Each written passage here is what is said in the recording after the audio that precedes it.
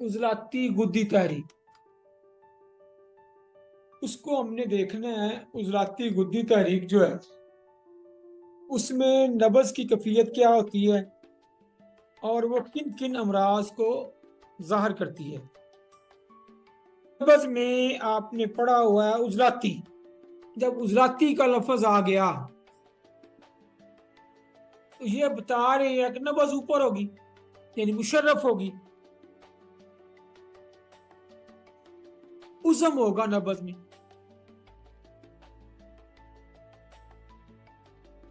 नब्ज ऊपर ही महसूस होगी, बगैर दबाव दिए, बगैर उसको प्रेस किए नब्ज बिल्कुल ऊपर महसूस होगी।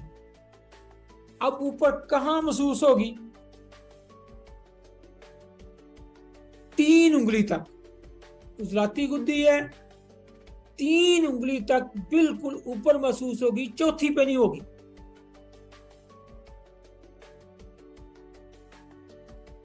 फिर देखें, उजलाती गुद्दी नब्ज है, उजलातियत का लफ्ज आ गया, इसका मतलब है कि नब्ज जो है वो बिल्कुल बगैर प्रेस किए हुए, बगैर दबाए हुए बिल्कुल ऊपर होगी। जब ऊपर होगी उसको दबाना नहीं पड़ेगा, इसको मुशर्रफ नब्ज कहते हैं। उज़म में होगी, ऊपर होगी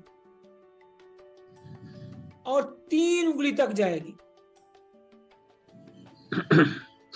2 चीजें होगी, मकाम इसका ऊपर है, लंबाई इसकी जो है, तूल इसका जो है 3 उंगली तक है। 2 चीजें होगी, मकाम भी और इसका तूल भी। अब इसके कर्रा पे आए। कर्रा जो इसका है, जो इसकी कुव्वत है, जो इसकी पावर है, जो उसकी ठोकर है, वो पावरफुल होगी, कभी होगी, मजबूती से जोर से ठोकर लगाएगी। यानी कर्रा कभी होगा, मुशर्रफ होगी और 3 उंगली तक होगी। अगर नब्ज, फिर समझें, अगर नब्ज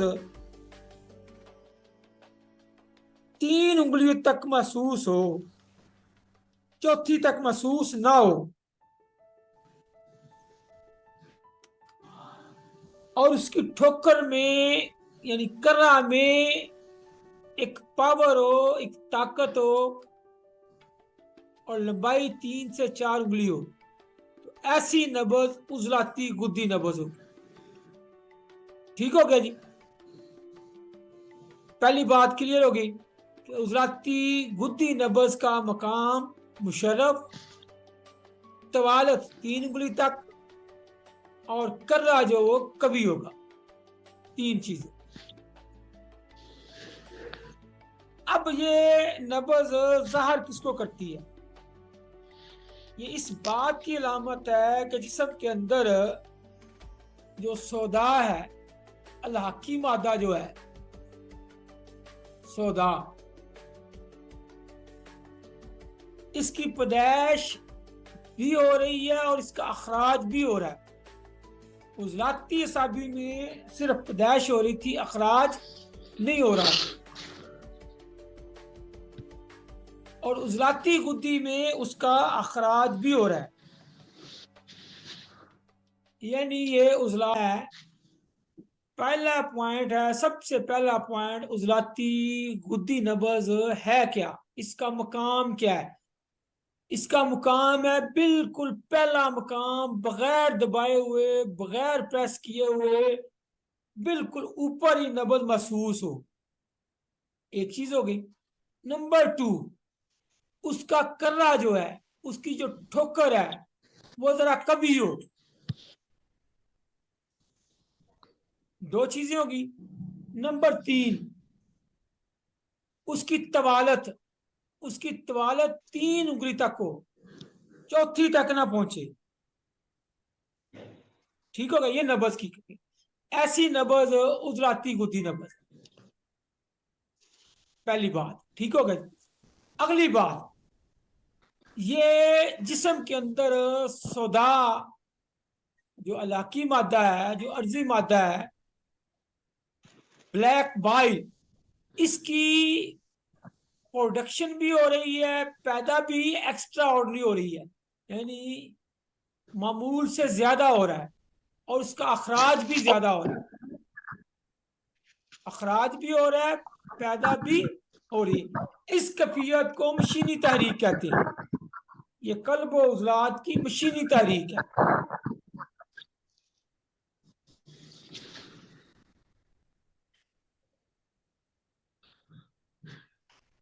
ये कल्ब व उजलात की मशीनी तहरीक है।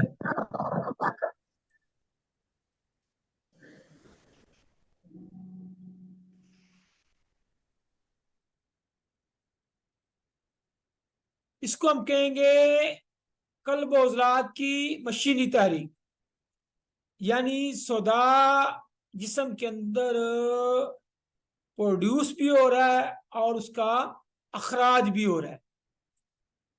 उजलाती साबी में सौदा बनता है, जिस्म के अंदर रुकता है, उसकी खलाओं में रुकता है, अखराज नहीं पाता। दोनों में ये फर्क। अच्छा जी, अब सौदा की पैदाइश के साथ इसका अखराज भी है, तो जिस्म में अलामात क्या होंगी? पहला ऑब्जर्वेशन हमारा क्या होगा? मुशाहदा। पहला मुशाहदा तो नब्ज ने दिया, पहली एविडेंस, पहली गवाही नब्ज ने बताया कि ये उजराती गुद्दी है। वो तीन चीजें जो मैंने बताई आपको। दूसरी ऑब्जर्वेशन, जिस्म में खुश्की और हल्की गर्मी होगी, ये भी पता चल जाएगा। ड्राइनेस जो है ये आप उसके लमस से भी चेक कर सकते हैं, जिस्म के हाथ से, बॉडी के, उससे नजर आएगी। और जो गर्मी है वो आपको लमस से महसूस होगी। यानी जो हमारे हवासे खमसा हैं, 5 सेंसेस हैं, वो सारे आपने यूज करने हैं तशखीस के लिए। पांचों हवासे खमसा, बल्कि छठा, हकीमों का जो छठा होता है वो ज्यादा तेज होता है। तो 6 के 6 जो हवास हैं आपने वो यूज करनी है। लमस जो है वो हार होगा। राती गुद्दी तहरीक में गर्मी शुरू हो जाती है, रुतूबात और बरूदत का खात्मा हो जाता है, यहां से हरारत शुरू हो गई, खुश्की का गलबा है, लेकिन तहरीक जो है उसका तल्लक अब जिगर की तरफ भी हो गया। कल्ब उजलात के साथ तो है ही है, अब उसका रुझान, उसका तल्लक जिगर, यानी बॉडी के अंदर हरारत पैदा होना शुरू हो गई है। तो हम अगर ये हमें गवाहियां मिल जाएं नब्ज वाली, नंबर 2 जिस्म को, बॉडी को भी आपने देखना है, ड्राई भी है और साथ हरारत भी है। तो ये 3 शहादतें मिलने पे फिर आप क्रूरा भी देखेंगे, इस्तफसार भी करेंगे, बाकी भी, और तसल्ली हो जाएगी। तो फिर आपने जो हुक्म लगाना है, जो तशखीस करनी है, नंबर 1 सोच से कल्ब उजलात, मैदा व अमा, यानी ब्लड सर्कुलेशन जो है वो हार्ट की तरफ, मस्कुलर टिश्यूज की तरफ, और उजलाते मैदा, मैदे के जो उजलात हैं, आंतों के जो उजलात हैं, मस्कुलर टिश्यूज हैं, उनकी तरफ ज्यादा है।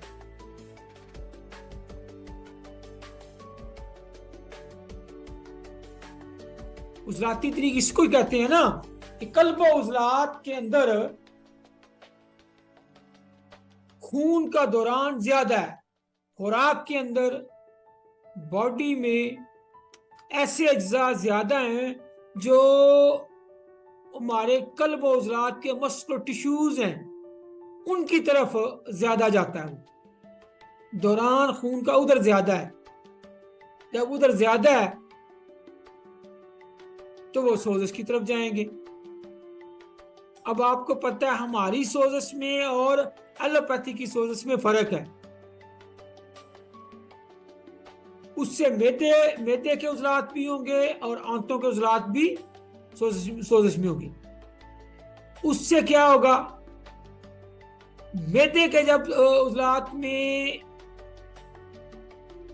इलाकी मादा ज्यादा जाएगा, अर्जी मादा ज्यादा जाएगा, सोदा ज्यादा जाएगा, तो वहां तजाबियत होगी। आंतों में आएगा तो वहां ड्राइनेस हो जाएगी। ये खुश्क मादा है ना, गाढ़ा मादा है ना सोदा, अर्जी मादा है, जोड़ने वाला है, सख्ती पैदा करने वाला है, स्टिफनेस पैदा करने वाला है, हार्डनेस पैदा करने वाला है। तो मैदे में तजाबियत आ गई, आंतों में खुश्की और रिहा आई, तो क्या होगा? बवासीर हो जाएगी। और ज्यादा मामला बढ़ेगा तो साथ ब्लीडिंग भी शुरू हो जाएगी, जिसे बवासीर दम भी कहते हैं।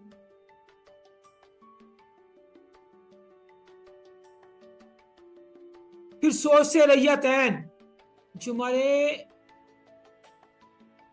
लंग्स हैं, फेफड़े हैं, रैया हैं, रैयतैन दोनों फेफड़े, उनके अंदर भी जब इलाकी मादा, अर्जी मादा, सोदा ज्यादा जाएगा